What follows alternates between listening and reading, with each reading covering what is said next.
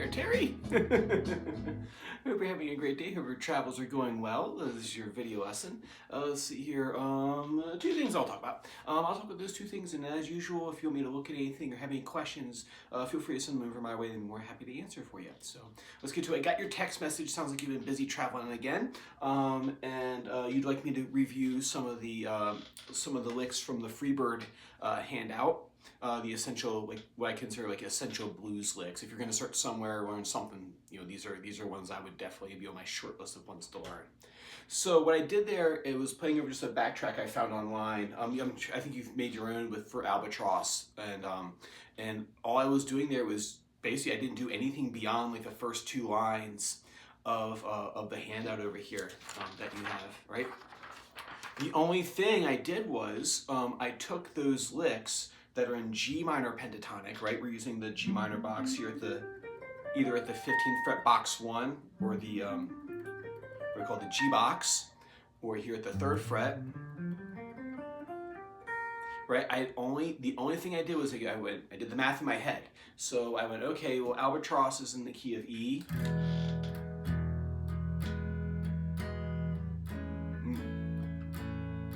Right, and then I go, okay, well, if that's in the key of E, what I'll do is what's E's relative minor, what's E major's relative minor? Okay, E's relative minor is C sharp minor pentatonic. Okay, I'll play these licks in C sharp minor pentatonic with targeting the E notes, and then therefore it becomes E major pentatonic, like we talked about before. So I'm thinking of the C sharp minor pentatonic box, and I'm just landing on the E's, and then that'll make it sound like E major. It'll work perfectly over top of this song. So you take these licks, and the idea is that we don't learn 1,000 licks, we learn 10 really good, and you're in business. You learn 10 really good, you learn some sequence patterns, and then you take the rhythm chart over here, right? And I'll talk more about that in a second, what I did in the solo. And that's like, you can get tons of mileage out of that, tons of mileage. So it's not learning 1,000 things, it's learning like 10 really good. And in my experience of like looking at songs, looking at soloists, grading songs, and teaching people, I found that a lot of artists are not doing a ton of stuff. They do a couple of things really, really well, right? I was looking at a metal band the other day, and on the album, like I was expecting to find a plethora of different compositional devices, and I really didn't.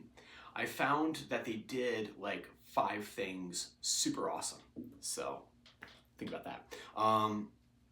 Anyway, so to kind of get into the meat and potatoes of what we're going to talk about, so what I did was I played, the first one I think I did is I started off with that second lick in there.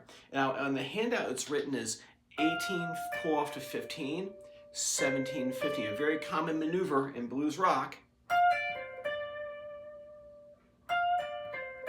Step 1 is to make that ingrained in you. I watched a really cool video, a guy named Brian Sutton. He's a bluegrass player, and I was watching one of his videos because I had a student who's interested in bluegrass, so I figured, hey, I might as well learn bluegrass while I'm here, and or learn some of their tricks. And he said in the video something I thought was really cool.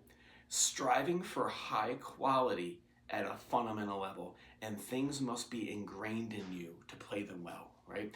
I was like, whoa, that's a great sentence to say, and it's something that even if a student's just starting out, in soloing in this style, right, or learning this style in any level really, that we should always be striving for high quality, and high quality just means that it is part of you, right? So when I play that lick, not that first note,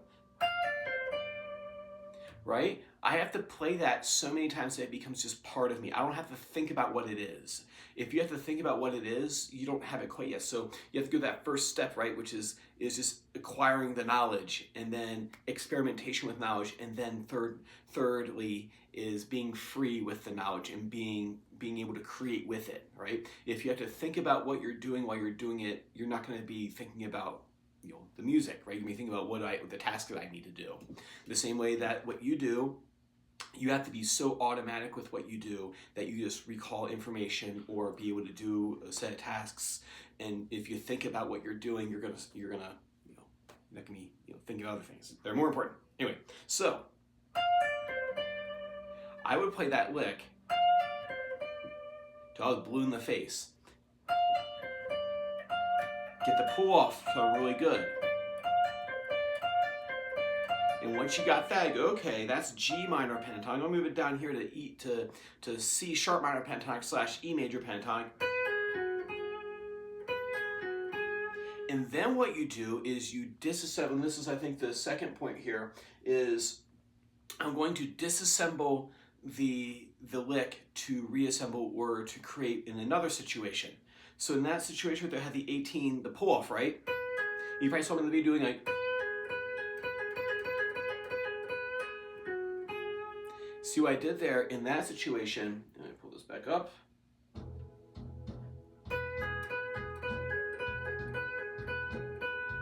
Soda, soda, soda, soda, soda. Hot fudge sundae. Hot fudge sundae. I'm just using the rhythm chart, man. There's 4 notes there. 1, 2, 3, 4. 4 hot fudge sundae. Sundae. And let it ring, man. Hot fudge sundae.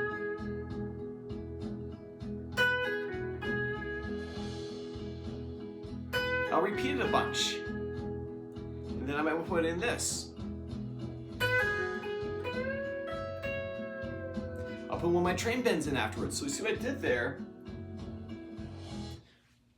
What I did there was I did this part of the lick. So I did one of these, where was it? I took like the first 3 notes of this one. I took this lick.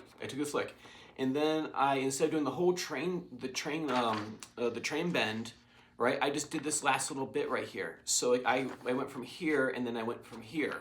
I went to there. So I did and I used the rhythm from this. So that I find having tools like that kind of reduces like the amount of stress that I have about how am I gonna come up with something interesting. So I'll go, okay, here's like 4 notes. I'll find one that kind of like matches something over here. And then I'll just repeat that idea, and then that way, if I do that enough, it'll become just part of like my playing. And I'll do that like 2 or 3 times. Because that's what there's a lot of repetition in this style of music.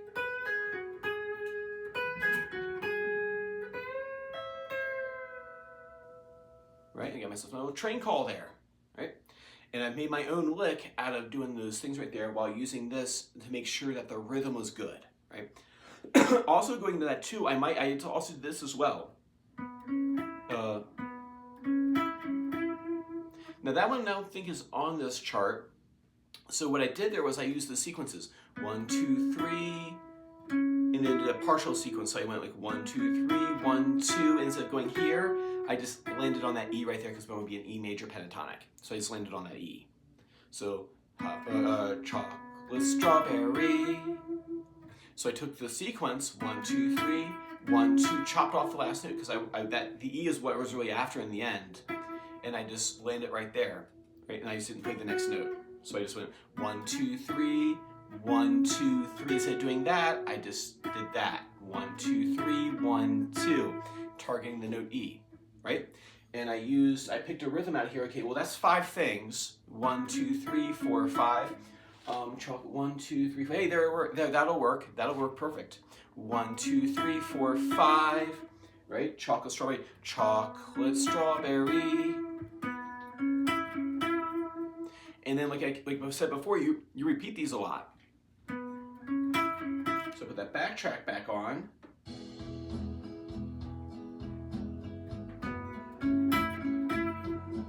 Remember what I said before is that when you're first learning how to do things like this, that you kind of have to follow the pack a little bit, right? There have been people doing this style for the last God knows how long, like 100 years, right?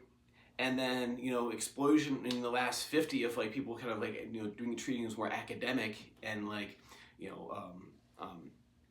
teaching at a collegiate level, and like, things have been discovered, and like, who am I to come up with a brand new blues idea, right? Because I'm just starting out with it. So what I have to do is I kind of have to follow in the footsteps of stay on the shoulders of giants, right? So I'm not trying to reinvent the wheel or trying to think outside the box yet, right? Because I have to live inside the box first, right? So you don't want to deviate from like these things. But like once you've been doing it for years and years, like in this fashion, then you try to like connect ideas that you hadn't thought of before. But is there such a thing as original thought anymore, right? Oh, has everything been thought of that's been thought of, as far as this is concerned, right?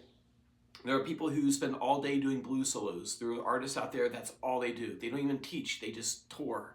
And they play show after show at night after night. And what we can do is just emulate them the best we can and integrate their stuff into our playing, right? But the creative part comes in how you connect them. And then how you build a solo, how you build the neck, right? That comes later. So first thing is, I'm gonna take what I just did there. So I'm gonna take my chocolate strawberry lick that I came up with, using the 3-note sequence, using my rhythm guide and targeting the note E. And then I'm gonna combine it with the lick here, and then combine it with the train bang. And let's see how that sounds all together. So like I have 3 things I've worked out ahead of time. So I've worked out my own lick, I worked out number 2, and I worked out the tail end of number 4 on the handout. And let's hear how that sounds together when I put it together. Rewind. I'm gonna start it at the 2-minute mark here for a reason.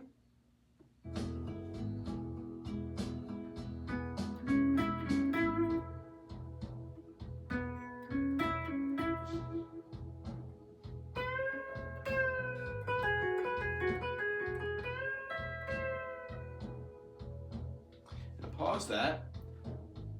There we go. And now where am I at? So I did those 3 things. Oh, that took 20 seconds. That's a 20-second solo. And say if it took me time to press and stop and start the button or whatever. Let's call it 15 seconds. Look at solos that have been recorded. 15-second solo is actually a fair amount of time when you think about some songs might be 4 minutes long and you soloed for 20 seconds of it, right? That's actually a significant amount of time in the song, right? So think about that the solo doesn't have to be this climactic 5-minute solo, because those things do happen, but a lot of times it's like you get a chorus or 2 in a song. So don't remember that you're not making these big long stretches. You're making like 15, 20, 25 seconds, maybe 30 seconds on the outside.